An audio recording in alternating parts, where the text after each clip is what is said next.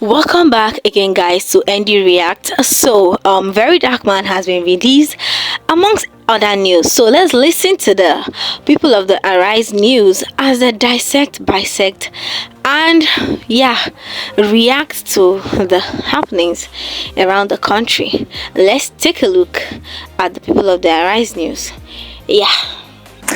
Finally, supporters of activist Martins Osher, also known as Very Dark Man, are celebrating after the activist was released from the custody of the Economic and Financial Crimes Commission after being held for 5 days. The EFCC said VDM was arrested due to multiple petitions alleging financial crimes and that he had previously failed to honor invitations for questioning.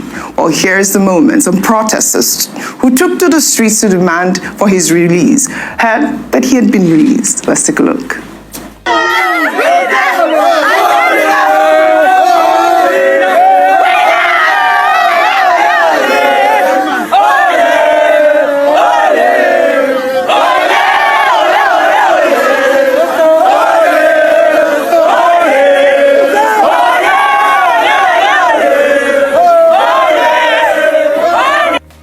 Well, all right. Good news there for the supporters of VDM. They're called the Rattels, just so you know.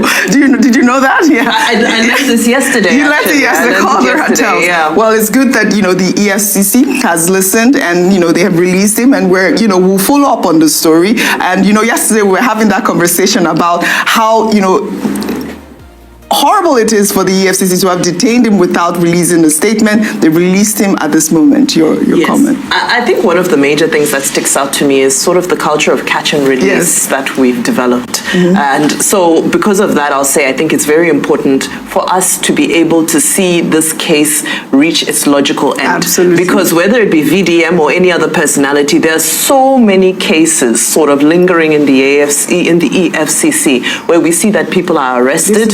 They're detained and so forth, they're questioned, and then we never hear about it again, or it resurfaces much later. So the catch and release, for me, I would urge the EFCC, please continue to carry us along in these cases and in your investigations, so that it doesn't seem as though you catch people and then, once they're released, their docket just stays in a corner somewhere. Then the other thing is that, so he's released on, his lawyer says there's no conditions to his bail, however, his car and his phone are still with the EFCC, and they also made special mention to Femi Falana-San and said despite all that has happened between them in the past, he's said to have also made some appeals to EFCC as well. So I think that was very magnanimous of him. And last but not least, Deji Adeyanju made a comment, because there was conversation around the fact that this felt like a red herring. It felt like a distraction to just take Nigerian youth's attention away from the issues that matter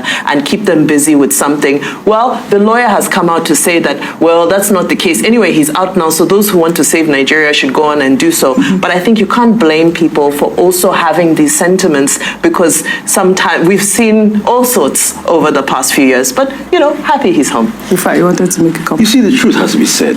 I think we need to drum it into some people's heads. This matter is not about VDM. No, it really hasn't been. It's about the high-handedness in Nigeria that all of us can be a victim to one day. My boss that I cherish so much, Prince Oluka Obaegbana, will always tell the story of Frank Omenka. Yeah. When Omenka was riding road shoulder everywhere, he had the power then. He was jailing a lot of media people. But when Omenka needed help, that system that supported Omenka to commit atrocity, that system came for Omenka. All right. Pretty much reminds me of Father Nemola. First they came, for some people I didn't speak up for them. When it was time to speak, when they came for me, nobody was left to speak up. And that's why I salute Falana. Yeah. He did what a lot of people cannot do. Speak up. All right. Just say it the way it is. Right. Until this, we are still waiting on the EFCC to please bring out those charges, because we want accountability across board. Yes. A lot of people claim he said there's corruption in the EFCC. Yesterday, I posted a picture. As at the days of Magu said that there are bad eggs in the EFCC. Yeah. They've always made allegations of bad eggs here and there. What we are saying is, EFCC, please detail whatever you have on him, what the petitioners wrote.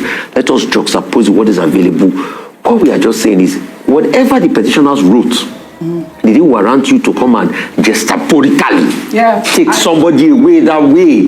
Because what will happen is that one of a sudden, they will just come and pick somebody. Maybe we will be live on the show, they will just come pick somebody. No, you're saying... Well, Rufai, like you said... You're saying God forbid. Like you said yesterday. God forbid. Like you said Who will have thought that in a democracy, this will be happening? Well, don't say God forbid. Speak against evil. Fight it. It's been going on. Fight it. Well, like you said even yesterday, that the current EFCC chairman did say that there are bad eggs within the EFCC as well. But you know, like you said, they seized VDM's phone. We are waiting for content. We are waiting to hear what really happened. What happened to him in the EFCC custody? What he did? We're waiting for the charges from the EFCC. Well, kudos to Femi Falana as well, and great that VDM is back.